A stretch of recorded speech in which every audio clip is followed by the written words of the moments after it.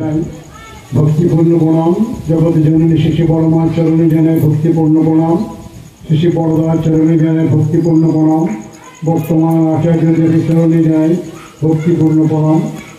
आजकेर এই जिमदार बाड़ीते যে সৎসঙ্গের উপস্থিত প্রতি প্রত্যেককে যথাযোগ্য স্থানে প্রণাম ও রামনন্দিতে জয় গুরু জানাই।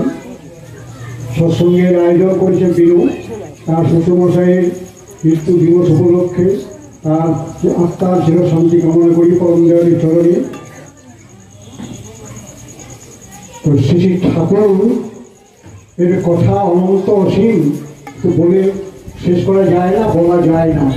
তিনি দয়া করে কণ্ঠে বাস করেন, তার দয়ায় কখন বলা যায়। এই সঙ্গে একটি ঘটনা আমি বিশেষ কিছু বলতে চাই যে ঠাকুরের ব্যক্তি দয়ার কথা বলছেন যে এরকম একটি ঘটনা। তখন ঠাকুর পাবনায় রয়েছেন, তো পাবনায় একটা ইন্টারন্যাশনাল ধর্মীয় সভা শুরু হবে আর কি।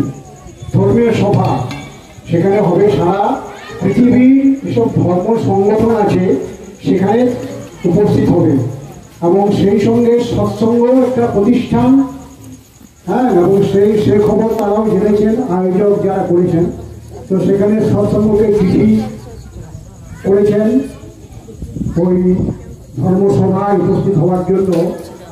তো শ্রী ঠাকুরের কাছে গিয়ে বললেন যে ঠাকুর, ওই ধর্মীয় সংগঠন যেখানে পাবনায় হবে সেখান থেকে চিঠি এসেছে যে সৎসঙ্গ থেকে তাদের যে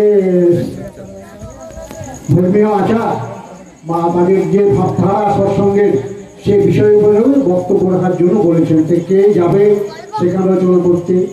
হ্যাঁ, সেখানে তো এটা সারা পৃথিবী ব্যাপী হচ্ছে, তো সেখানে আলোচনা তো এমনি সাধারণত বাংলা হিন্দি হবে না, ইন্টারন্যাশনাল ভাষা ল্যাঙ্গুয়েজ ইংরেজি, তো সেই ইংরেজিতেই বক্তৃতা রাখতে হবে। শ্রী ঠাকুর বললেন ওই ফটকে আছে মন্দিরে, ফটকে যাবে। তো ফটকে যাবে। তো সবাই এই কথাটা শুনে, ঠাকুরের এই কথা শুনে সবাই মুখ তাকাতাকি করছে। ফটকে যাবে। ফটকের কাজ ছিল যে পাবনার আশ্রমে ওই সন্ধ্যেবেলায় প্রার্থনার আসন পাতা আর সকালবেলায় প্রার্থনার আসন পাতা আর গোটান। কিন্তু মনে মনে ওর একটা কল্পনা ছিল বা আশা ছিল যে আমি কোনো একটা অনুষ্ঠানে ঠাকুর যদি দয়া করেন আমি একটু আলোচনা করতে চাই ঠাকুরের দয়ার কথা, গুণের কথা, এই সব আর কি। তাহলে মনে মনে সে একটা প্রার্থনা রেখেছিল। তো এবার যারা এসেছেন বলতে ঠাকুর কাছে, তো বললে ঠাকুর তো 4 পাস, ও ওখানে ইংরেজিতে কি করে আলোচনা করবে? বলে ওই ফটকে যাবে। ঠাকুর বারবার ওই কথা বলছেন। যে তারপর বললো যে শোন, ফটকে ডাক। হ্যাঁ, তো ফটকে এলো। যে ফটকে আসা পড়ো, বললো এই ফটকে, হ্যাঁ, বললো তো পাঞ্জাবি আছে? বললো হ্যাঁ আছে। ধুতি? বললো হ্যাঁ। পরিষ্কার আছে? বললো হ্যাঁ। তাহলে আয়োজন করে রাখ। তো ওইখানে গিয়ে সৎসঙ্গের যে নিমন্ত্রণ করেছে সেখানে গিয়ে আলোচনা করে আসবি। বললো হ্যাঁ আগে আমি যাবো, করে আসবো। ও তো জানে যে ঠাকুরই সব, হ্যাঁ, না বলে না কখনো। তো যাই হোক, এবার আস্তে আস্তে আস্তে আস্তে সেই দিনটি এসে গেছে। এবার ফটকে বলেছে ফটকে তুই চলে যা। হ্যাঁ, তো এরা সবাই ভাবছে ফটকে তো এই 4 পর্যন্ত পড়েছে, সেখানে ইংরেজিতে কী ভাষণ দেবে। হ্যাঁ, সবাই একটা হাঁটাহাঁটি করছে, মুখ তাকাতাকি করছে। ঠাকুর যখন বলে দিয়েছে তখন আর এরপরে তার কারো বলার নেই, ঠাকুর যা ইচ্ছা তাই হবে। এবার ফটিক ওখানে যথারীতি পৌঁছে গেছে। ওখানে বসেছে, যে সৎসঙ্গ থেকে এসছেন, বললো আমি এসেছি। ধুতি পাঞ্জাবি পরে বসে আছে, সবারই বক্তৃতা চলছে। এবার সৎসঙ্গ থেকে যিনি এসেছেন তার বক্তৃতার পালা। তো এবার তাকে বলা হয়েছে, তাকে মাইকের সামনে দাঁড় করানো হয়েছে। বলছে এবার আপনি আলোচনা করুন। তো সে কি আলোচনা করবে, সে তো কিছুই জানে না। হ্যাঁ, তখন সে মাইক্রোফোনটা নিয়ে সামনে বলছে আস্তে আস্তে, ঠাকুর তুমি বলো, ঠাকুর তুমি বলো, ঠাকুর তুমি বলো, এই কথা কেবলই বলছে। তারপরে আস্তে আস্তে আস্তে আস্তে ঠাকুর তার কণ্ঠে আসলেন, তারপর শুরু করলেন। হ্যাঁ, অনর্গল ইংরেজিতে বললেন, 40 মিনিট আলোচনা করলেন। এই হচ্ছে ঠাকুরের দয়া। কাকে দিয়ে কি করাবেন, কাকে দিয়ে কি করান বলা মুশকিল। তারপর ওর আলোচনা শুনে যারা সেসব আয়োজক বা কমিটি যারা ছিল তারা খুব খুশি। হ্যাঁ, তার বক্তৃতা শুনে যে তাকে নির্বাচক মণ্ডলী আলোচনা করে ওকে সিদ্ধান্ত নেবে যে ও খুব সুন্দর বক্তৃতা রেখেছেন, হ্যাঁ, সৎসঙ্গের তরফ থেকে, তাই ওকে পুরস্কৃত করা হবে। কি পুরস্কৃত করা হবে না, একটা সোনার মেডেল তাকে দেওয়া হবে। হ্যাঁ, যে তারপরে যথারীতি অনুষ্ঠান শেষ হয়ে গেছে এবং সেই ফটিককে ডেকে সেই সোনার মেডেল দিয়েছে, খুব খুশি। হ্যাঁ, ও তো জানে যে আমি তো কিছুই করি না, যা করেছে ঠাকুর।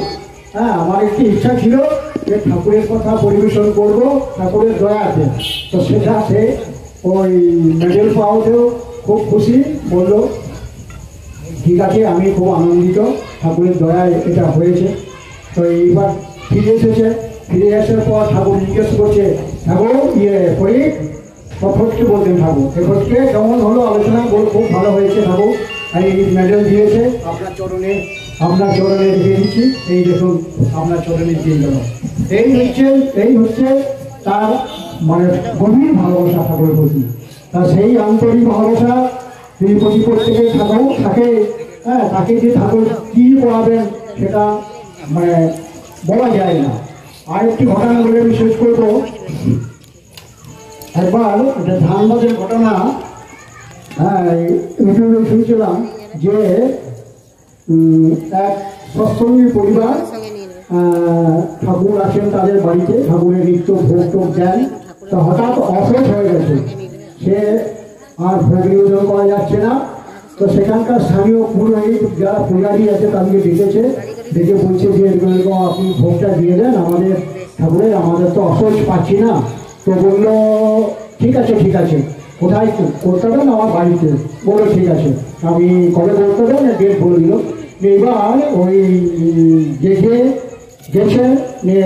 ঠাকুর যেভাবে আমরা সাজাই প্রত্যেকের সৎসঙ্গ পরিবার সেইভাবে সাজানো আছে। ও গিয়ে দেখছি, বলছে না এটা হচ্ছে আমি ভোগ দেবো না। বলো কেন ভোগ দেবো না? বলো না এখানে ভোগ দেবো না। ওই তো ঠাকুরের চেহারা সাদা, খালি গায়ে পৈতে পরে বসে আছে। হ্যাঁ, আমরা তো ভগবান কৃষ্ণের পূজারি, রাধা কৃষ্ণের পূজা করি, তো আপনার তো রাধা কৃষ্ণের ছবি নাই এখানে, কাজেই আমি ভোগ দিতে পারবো না, পূজাও করবো না। তো তাই বলে হ্যাঁ, আমি করতে পারি না বা আমরা করবো না। এবারে সেই সৎসঙ্গ পরিবারের যিনি ছিলেন তার মন খুব খারাপ হয়ে গেল। সে মনে খুব দুঃখ পেলেন যে ঠাকুর তোমার ভোগ নিবেদন হবে না। পুরোহিতকে বারবার অভিনয় করা সত্ত্বেও সে রাজি হচ্ছে না। তারপরে বললো যে আমি বাড়ি চলে যাব, আমি আর থাকবো না। তোমাদের এই ঠাকুরের ভোগ তোমরা অন্য ব্যবস্থা করো, কারণ আমরা কৃষ্ণের উপাসক, কৃষ্ণের আরাধনা করি, আর কৃষ্ণের গায়ের রং শ্যামবর্ণ, আর তোমার ঠাকুরের গায়ের রং আলাদা, কাজেই আমরা এই পুজো আমরা করতে পারবো না। এটা সাধারণ মানুষ, হ্যাঁ, আবার কী করে করবো, আমরা করবো না। তো এগুলো যাই হোক, গুরু প্রতিষ্ঠা করেছেন ঘরে পূজারী হিসাবে, সেই গুরুকে প্রণাম করে এবার বাড়ি যাবে ঠিক করে রাখি। সেইবার প্রণাম করতে বসেছেন, মানে সেই পুরোহিত প্রণাম করতে যাচ্ছেন, যে প্রণাম